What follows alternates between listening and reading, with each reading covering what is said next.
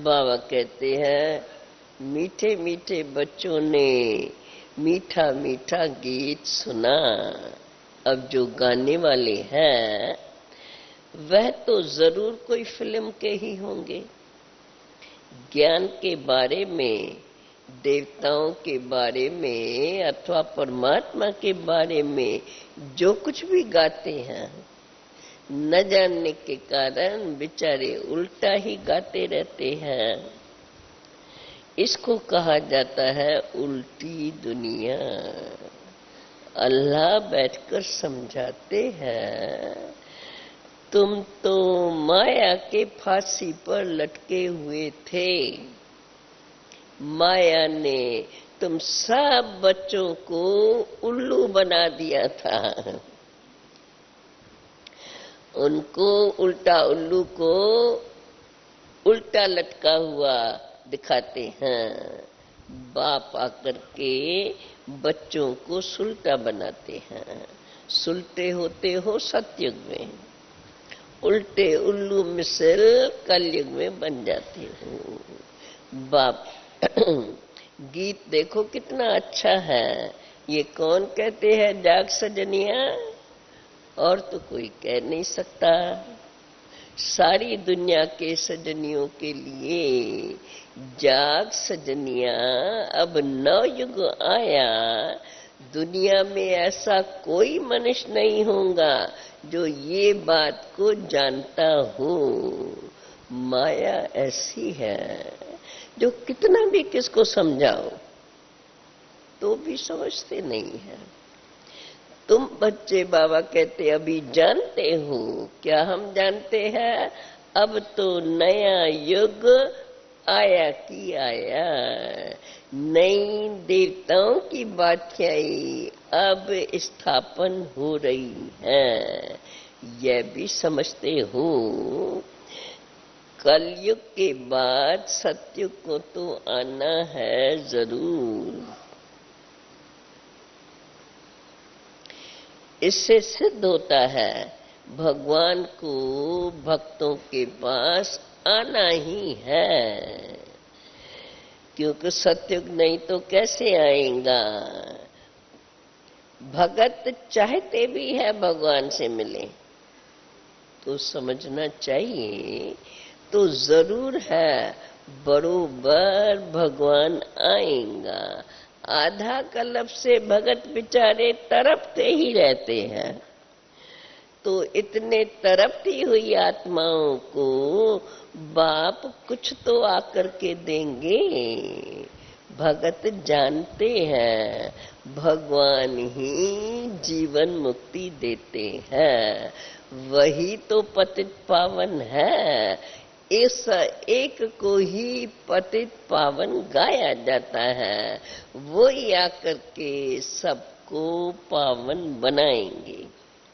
बाबा कहते हैं अभी तुम बच्चे जान गए हो, सभी आत्माएं पहले तो सभी निर्वाण धाम में रहती हैं। अभी तुम पावन युग में, फिर पहले पहले तुम पावन युग में आते हो। निर्वाण धाम को युग नहीं कहेंगे, वो तो इन युगों से पार है। युग तो होते हैं सृष्टि चक्र के अंदर। तुम पावन युग में आते हो। तुम बच्चे जान गए हो हम सब आत्माएं निर्वाण धाम में रहती हैं। फिर पहले पहले तुम पावन युग में आते हो। निर्वाण धाम को युग नहीं कहेंगे, वो तो इन सब युगों से पार है। ऐसी ऐसी बातें बाबा कहते तुम बच्चों के बुद्धि में है बरोबर। हम परम धाम में रहते हैं, हम आत्माएं परम धाम में रहती हैं। युग तो यहाँ ही होते हैं, सत्य युग, त्रेता युग, द्वापर, कल युग। तो युग तो यहाँ ही होते हैं। ये सब नाम यहाँ के ही हैं। देखो विनाश भी गाया हुआ है, फिर त्रिमूर्ति भी तो दिखाते हैं ना, ब्रह्मा विष्णु शंकर तो उसमें तो सीधा सीधा बताते हैं, ब्रह्मा के द्वारा स्थापना, विष्णु के द्वारा पालना और शंकर के द्वारा विनाश। बाबा कहते हैं तो ऐसी ऐसी बातें तुम बच्चों के बुद्धि में बरोबर याद रहनी चाहिए।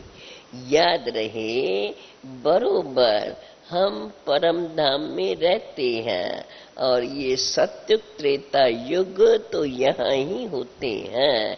ये सब नाम यहाँ सृष्टि की चक्कर के ही हैं। विनाश भी तो गाया हुआ है, त्रिमूर्ति भी दिखाते हैं। बाबा हमको हिंट्स देते जाते हैं। वे लोग त्रिमूर्ति के नीचे जो राजा, ये राजाई में बना हुआ है ना अभी भारत में भी, वो तो 3 शेर का बनाया है। तो बाबा कहते हैं ये तो उसके नीचे लिख देते हैं सत्यमेव जयते। ये तो है रूहानी गवर्नमेंट।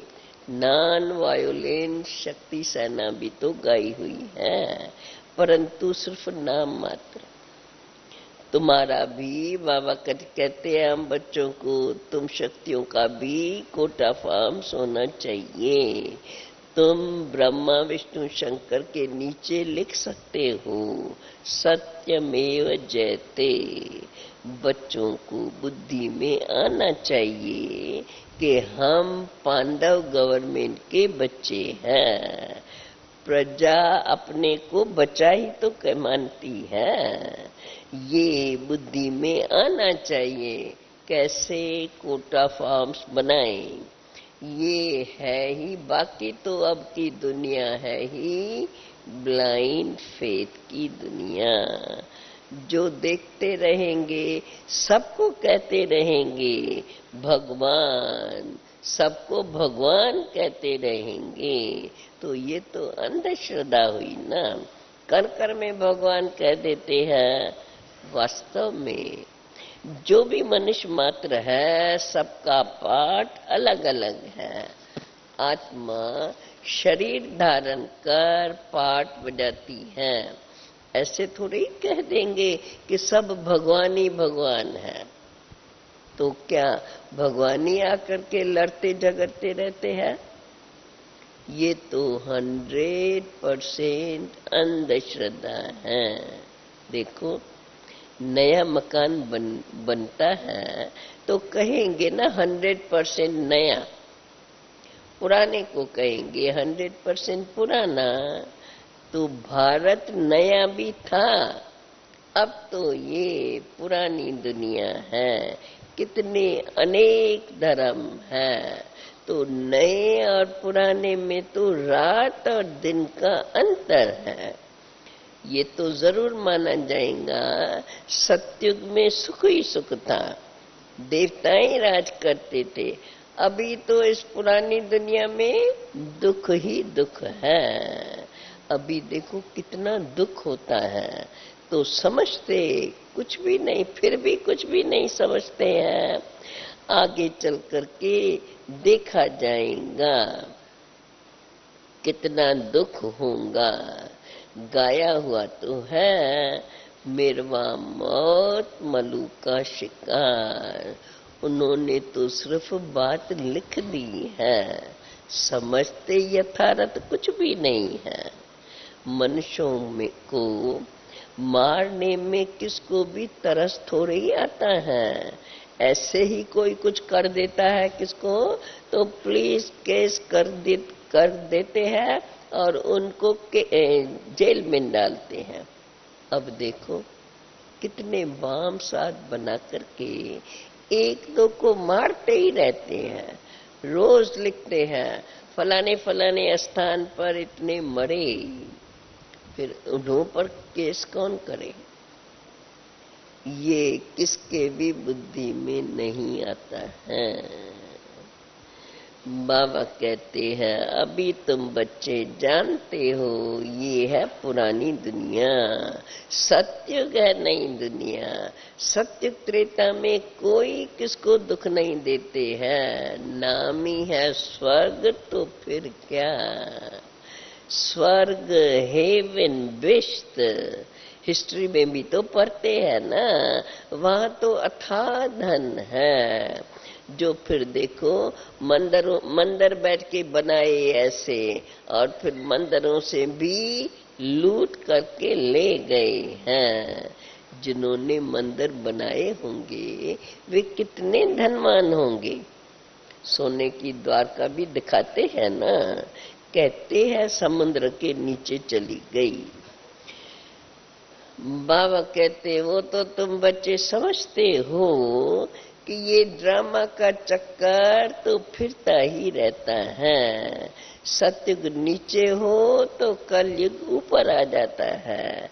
ये चक्कर फिरता ही रहता है और फिरता ही रहेगा। चक्कर का ज्ञान तो अब तुमको है। चक्कर भी बहुत लोग बनाते हैं, परंतु चक्कर की आयु कितनी है ये किसको भी पता नहीं है। रियल चक्कर तो कोई बता नहीं सकते। तुम्हारे बुद्धि में अब ये सारा चक्कर है जिसको अब ड्रामा कहते हैं। इसलिए कहा जाता है स्वदर्शन चक्र फिराते रहो तो तुम्हारे विक्रम विनाश होते जाएंगे, और दूसरी तरफ फिर अविनाशी पद का खाता भी जमा होता जाएगा। फिर भी कहते हैं हम स्वदर्शन चक्र घुमाना भूल जाते हैं। बाप कहते हैं बच्चे अब तो तुमको लाइट हाउस बनना है। लाइट हाउस तो सदैव रास्ता दिखाता ही रहता है। तो तुम्हारी आंख में अब तो एक आंख में शांति धाम और एक आंख में सुख धाम है। दुख धाम में तो अभी बैठे हो। तुम लाइट हाउस हो ना। तुम्हारा मंत्र ही है। कौन सा मंत्र मिला हुआ है? हाँ, गीता में कौन सा मुख्य मंत्र लिखा हुआ है?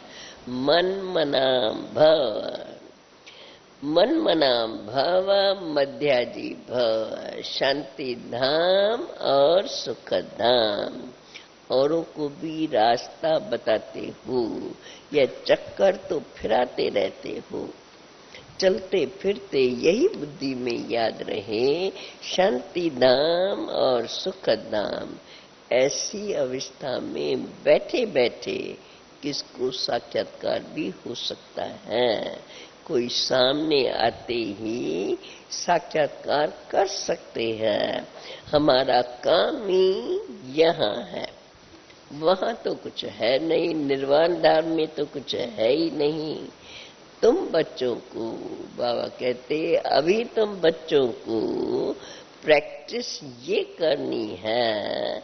हम रास्ता बताने वाले लाइट हाउस है और अभी तुम खड़े हो दुखधाम में। ये तो सहज बात है ना। लाइट हाउस व स्वदर्शन चक्र बात एक ही है, परंतु इसमें डिटेल आता है। चक्कर में चक्कर बना के समझाते हैं तो इसमें डिटेल आता है। लाइट हाउस तो केवल लाइट ही नजर आती है। कोई अच्छी रीत से देखे तो फिर कोई ऐसी स्थिति वाला हो तो किसको शांति धाम और सुख धाम का भी साक्षात्कार हो सकता है।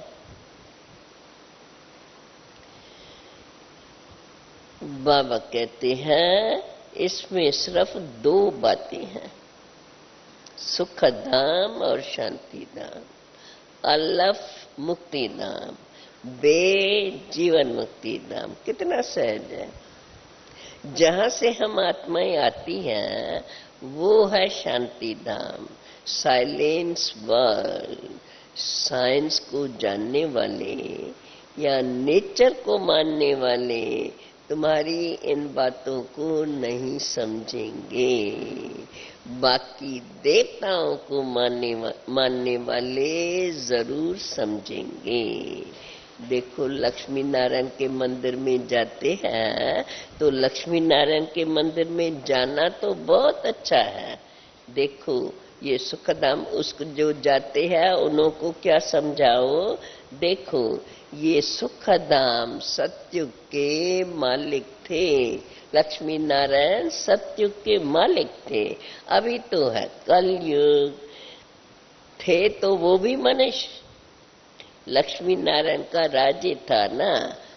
फिर गीता कब सुनाई थी किसको भी पता नहीं है। लक्ष्मी नारायण के व राधे कृष्ण के मंदिर में जो आते हैं वे गीता भी जरूर सुनते होंगे।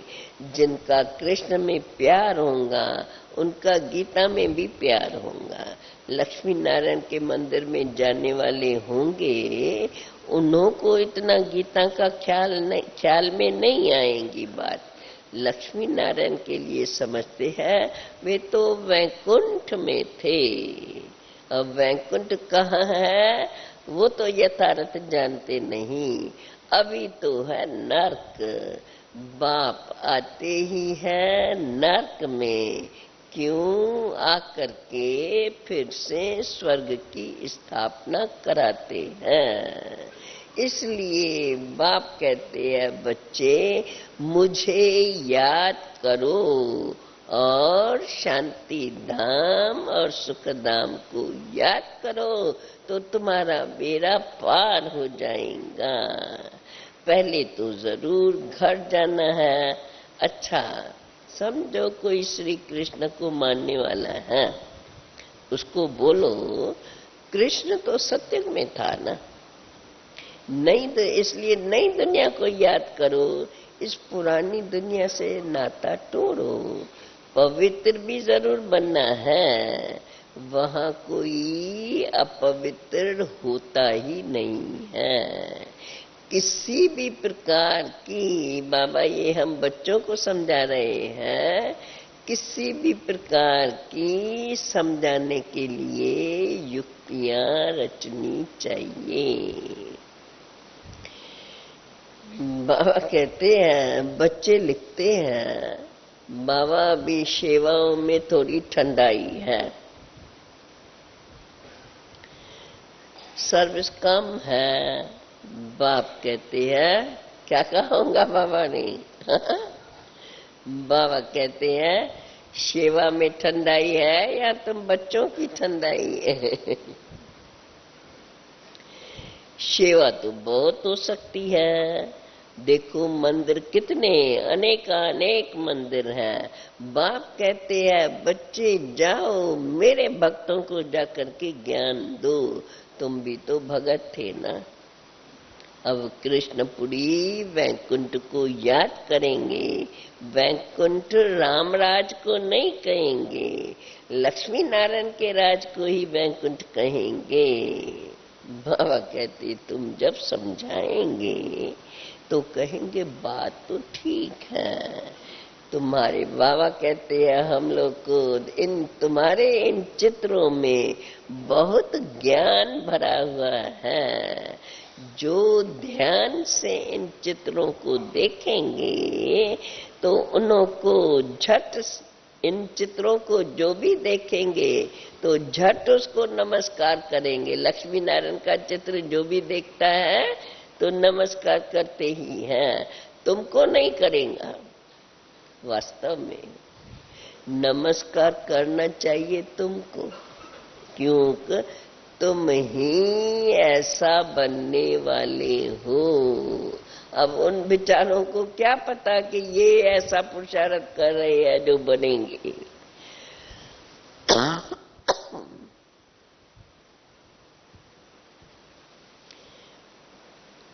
इसलिए ब्राह्मण कुल उत्तम, बाबा कहते हैं तुम ही ऐसा बनने वाले हो, इसलिए ये ब्राह्मण कुल। अभी बाबा कहते हैं ना तुम हो ब्राह्मण, ब्रह्मा कुमार ब्रह्मा कुमारी, ब्रह्मा मुख वंशावली ब्राह्मण। तो बाबा कहते हैं अभी तुम हो ब्राह्मण, इसलिए ये ब्राह्मण कुल उत्तम गाया हुआ है। अभी तुम क्यों अभी तुम मेहनत करके ऐसा देवता बनते हो। पहले हो ईश्वरी संतान। गायन भी तो इस समय का ही है। मनुष्य अगर अक्लमंद होते तो लक्ष्मी नारायण का बर्थडे मनाते। उन लोगों को पता ही नहीं है, सिर्फ लक्ष्मी से जाकर के धन मांगते हैं। अरे उन्हों की जन्म पत्री को तो जानो, वे कब आए थे, उन्होंने क्या करके किया था, कुछ उनकी पूरी हिस्ट्री को तो जानो। परंतु किसको भी वो पता नहीं है। और विष्णु को फिर 4 भुजा दे दी है, अर्थात लक्ष्मी नारायण, विष्णु अर्थात लक्ष्मी नारायण का कंबाइन रूप। लक्ष्मी नारायण की पूजा करते हैं, परंतु उनके जीवन कहानी को यथार्थ जानते नहीं। वे कहाँ के मालिक हैं, उन्हों को पता नहीं। ऐसे नहीं कहेंगे कि वो सूक्ष्म वतन के मालिक हैं, नहीं, उनको विष्णुपुरी नहीं कहा जाएगा। सूक्ष्म वतन में सूक्ष्म वतन के मालिक का क्यों नहीं कहेंगे, क्योंकि सूक्ष्म वतन को विष्णुपुरी नहीं कहा जाएगा। सूक्ष्म वतन में पुरी तो है ही नहीं ना, माना स्थूल कोई भी नहीं है ना। लक्ष्मी नारायण के राज को पुरी कहेंगे। सतयुग कहते हैं ना, तो इसलिए बाबा कहते हैं लक्ष्मी नारायण के राज को पुरी कहेंगे। माना स्थूल सृष्टि पर हुई है तो उसको पुरी कहते हैं। राम सीता के भी राज में पुरी कहेंगे। बाकी राधे कृष्ण का तो कुछ दिखाते ही नहीं है। द्वापुर में तो इस्लामी, बुद्धि, क्रिश्चियन आदि आते हैं। तुम बच्चों को ये सब बातें बड़ी डिटेल में समझानी पड़े। स्वर्ग को भी सभी याद तो करते रहते हैं। कोई बड़ा आदमी मरता है, कहेंगे वैकुंठ पधारा, तो जरूर नरक में था तब तो कहते हो स्वर्ग में गया। इस समय तो सब नरकवासी पतित है। देखो नशा उन लोगों को कितना रहता है, दिखाते हैं हम करोड़पति हैं, परंतु है तो सब नरकवासी। नरकवासी स्वर्गवासियों को सिर झुकाते हैं। तुम बच्चे ही ये बातें यथार्थ समझा सकते हो। तुम भी तो जानी जाननहार के बच्चे हो। तुम्हारे बुद्धि में ये सारा चक्कर डिटेल में फिरता रहता है सदा। पूछना अपने आप से। घर में जाने से यहाँ आते हैं तब तो फिर सुनते हुए कुछ समय याद भी करते होंगे। घर में जाने से, संबंधियों का मुंह देखने से फिर सब कुछ भूल जाता है। इसलिए देखो पढ़ाई में भी कॉलेज के साथ हॉस्टल भी रखते हैं। तुम्हारा ये हॉस्टल भी है, यहाँ तुम पढ़ाई में रहते हो। बुद्धि तुम्हारी और कोई भी गोरख धंधे में नहीं जाएंगी। स्टूडेंट के साथ ज्ञान की बातें होती हैं। हॉस्टल में रहने से बहुत अंतर पड़ता है। हॉस्टल में तो सब स्टूडेंट्स ही रहेंगे ना, जो पढ़ाई करने आते हैं, यूनिवर्सिटी में पढ़ते हैं, कहाँ और शहरों से आते हैं तो फिर रहते हैं हॉस्टल में। तो जब सब स्टूडेंट है तो स्टूडेंट्स तो पढ़ाई की आपस में बातें करेंगे। हॉस्टल में रहने से बहुत अंतर रहता है। बाप के पास तो जल्दी जल्दी रिफ्रेश होने के लिए आना चाहिए। ऐसे मत समझो कि दक्षिणा देनी पड़ेगी, जल्दी जल्दी आएंगे तो सोचेंगे ना भाई जाएंगे पहले यज्ञ के भंडारी में कुछ तो डालेंगे। तो बाबा कहते हैं ऐसे मत सोचो, जाना है तो भंडारी में डालना है यानी दक्षिणा देनी है। बाबा कहते हैं ऐसा सोचने वाले को मूर्ख कहा जाएगा। जानते हो बाबा तो दाता है, इसलिए ये देने का ख्याल कभी नहीं करना चाहिए। यहाँ तो सर्विसेबल बच्चों को आकर के रिफ्रेश होना है। तुम बच्चे तो बाप के पास आते ही हो रिफ्रेश होने के लिए। ये तो तुम्हारा बाप है ना। ऐसे कोई तो कोई साधु संत के पास थोड़े ही आते हो जो दक्षिणा देनी पड़े। कभी भी ऐसा ख्याल नहीं करना। बच्चियां आती हैं, कुमारियां आती हैं, उन्हों के पास पैसे है क्या? उनको सब कुछ सर्विस स्थान से मिलता है। जिनको अपना भाग्य बनाना होता है वो अपना पुरुषार्थ करते हैं, बाकी तो सब है बहानेबाजी। अगर नौकरी है तो ये तो अगर छुट्टी लो तो मिल सकती है, कोई भी कारण बता करके छुट्टी ले सकते हो। ये कोई झूठ थोड़ी है, इस जैसा सच तो कोई है ही नहीं। परंतु बच्चों को बाप के लिए इतना कदर भी तो होना चाहिए। कितना बाप से तुम्हें कितना भारी खजाना मिलता है। बाबा तो कोई दूर नहीं है, कहाँ भी हो 3 मास में रिफ्रेश होने आ जाना चाहिए। तो ऐसे नहीं बिगर बताए और पहुंच जाओ, हम तो बाबा ने कहा है तो हम तो आ गए। 3 मास के बाद आने के पहले सूचना देना, और जो नियम बने हुए हैं टीचर बैंक से छुट्टी लेना, बाकायदे यहाँ लिखना। ऐसे नहीं बस मत वाले बन के हमें तो भाई बाबा ने कहा है, हमने मुरली सुनी, हमें तो ख्याल आया तो हम आ गए। फिर भी सृष्टि में रहते हैं, हर कार्य करते हैं, तो हर कार्य हमें अपने नियम से भी जरूर करना है। जो नियम बने हुए हैं उनको भूलना नहीं है। बाबा कहते हैं देखो बाप से तुमको कितना भारी खजाना मिलता है। बाबा तो कोई दूर नहीं है, कहाँ भी हो 3 मास में रिफ्रेश होने आ जाना चाहिए अपनी उन्नति के लिए। रिफ्रेश होने से बहुतों का कल्याण कर सकते हैं। बाबा कहते थे परंतु ऐसा सर्विसेबल हो जो फिर आकर के और जा करके ऐसी सर्विस करके अपना सबूत दे।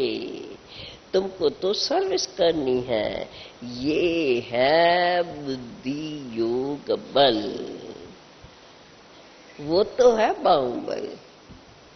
ये हथियार आदि कुछ नहीं। यहाँ तो देखो ये बाहुबल की बात ही नहीं है। किसी को दुख देना नहीं है, ये बात अपने में पक्की करनी है। सबको सुख का रास्ता बताना है, क्योंकि अब तो सुख धाम की स्थापना हो रही है। सतयुग और कलयुग में तो रात और दिन का अंतर है, आधा कल्प लग जाता है। आधा कल्प है रावण राज और आधा कल्प है राम राज। तुम बच्चे अभी सुखधाम की स्थापना कर रहे हो। कभी कोई कड़वा शब्द नहीं बोलना चाहिए। सुना न सुना, कोई तुम्हारे को कोई भी कड़वा शब्द बोलते हैं, बाबा कहते हैं सुना न सुना कर देना चाहिए। सुनते हैं तो फिर बोलने भी लग पड़ते हैं। क्रोध का अंश भी बहुत नुकसान कर देता है। किसको क्रोध करना ये भी दुख देना है। बाप कहते हैं बच्चे दुख देंगे तो दुखी होकर के मरेंगे, फिर तुम्हें भी बहुत सजाएं खानी पड़ेंगी। इसलिए सदा ये सावधानी रहे कि कभी भी किसको दुख नहीं देना। अच्छा, मीठे मीठे सिकीलदे बच्चों प्रति माता पिता बाप दादा का याद प्यार और गुड मॉर्निंग। रूहानी बाप की रूहानी बच्चों को नमस्ते। रूहानी बच्चों की रूहानी बाप को नमस्ते। अभी सारी मुरली सुन ली, बड़ी सहज। बार बार बाबा यही तारना हमें करते रहते हैं।